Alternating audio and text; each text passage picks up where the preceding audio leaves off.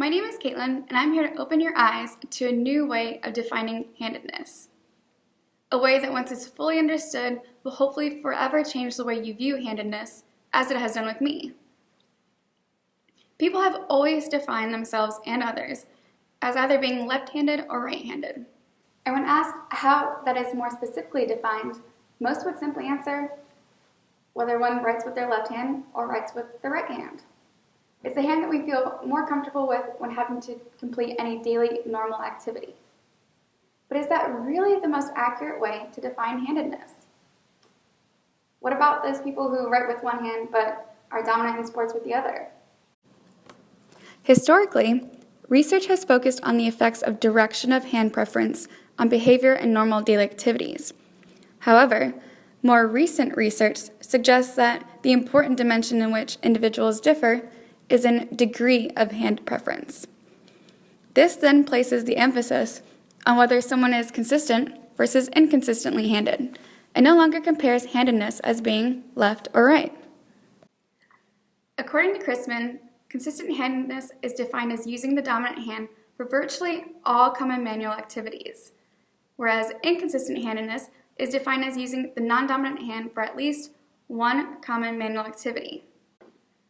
So think to yourself about your daily activities that incorporate handedness.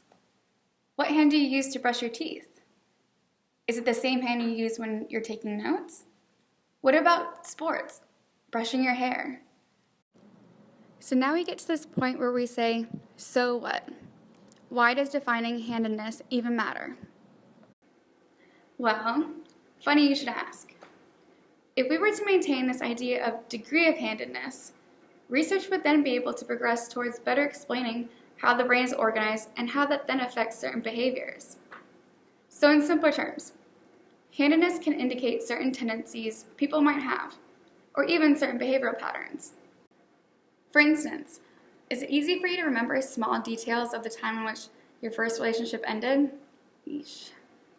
Was it raining and looked like a typical movie scene? Or is that memory very basic, very 1, 2, 3, and simple?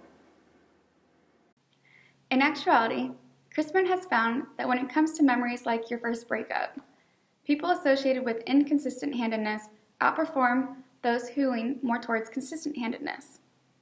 These memories are also termed episodic, meaning they deal with personal experiences. The reason that this might be true has to do with communication between the two hemispheres of the brain. Of course, right? Relationships between two parties of any kind thrive and depend on communication. The more communication that is present, the more likely you are going to find a strong relationship. That is the same with episodic memory, according to Chrisman. Episodic memory often depends heavily on the interhemispheric lateralization of information and how it is accessed. All right, let's press pause with those big words. Basically, memory relies on your brain's ability to access information from both the left side and the right side. This is important because other types of memory don't really require this. So people who identify with being inconsistently handed tend to outperform people who associate with being consistently handed. Mainly because, well, to be inconsistent, your brain has to be able to communicate well between the two hemispheres. So this doesn't go to say that the memory of inconsistently handed people is generally better. All this indicates is that when presented with certain word retrieval tasks and other activities that engage the episodic memory, those that are inconsistent have so far performed better than those who aren't. So now really think to yourself again how many daily activities you complete with whichever hand you identify best with. Is it every activity? Or did something just pop into your mind that made you gasp and realize that you may not be just right-handed?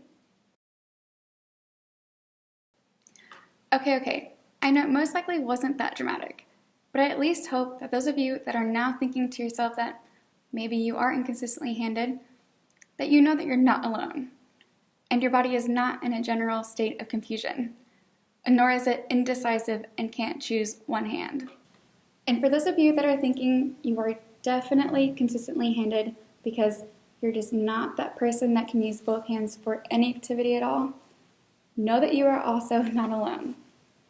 And you're also not less skilled than other people who do identify as being more inconsistently handed. All in all, take from this video that maybe we should start looking at handedness in terms of degree and not just direction. Nowadays, we have redefined anything that has ever been seen as one way or the other. So to answer the question, so what? I say, why not? Why not redefine this and further research so that one day we can find answers and solutions for diseases and disabilities that deal directly with memory? Although we only brushed the surface of this topic of handedness, I hope this video opened your eyes, the way this information did mine, to a new world of research that, well, you probably didn't even know existed.